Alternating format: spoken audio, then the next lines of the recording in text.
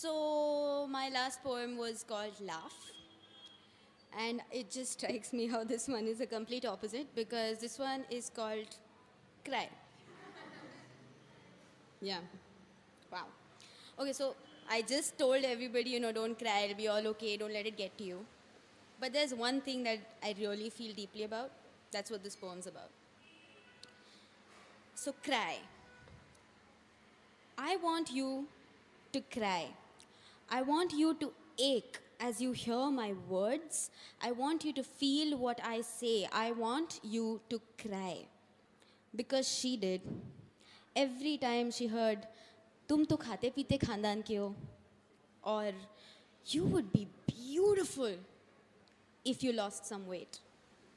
She cried every time that she was hungry, every time she had a plate of food in front of her that she wanted to eat.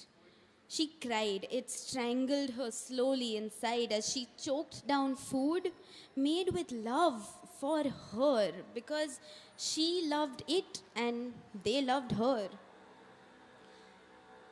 She wished she could just choke on a bite just to put her out of this misery that nobody knew of but her.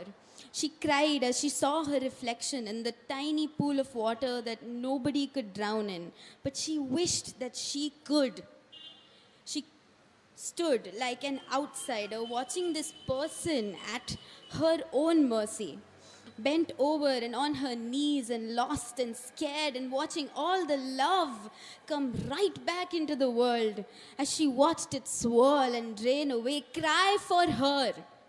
Cry for the words that she heard as people scoffed at her problems. Weak, stupid, brainless, selfish, shallow. Nobody thought she was hurting. Nobody asked her why. Nobody told her about acceptance. Till it was too late. Till she stopped crying. She stopped worrying. Because she couldn't stop the panic, the fear, the self-loathing which she hid from the world, which she hid from herself sometimes, but she couldn't hide from the mirror. So cry for her and for yourself because she was in your life.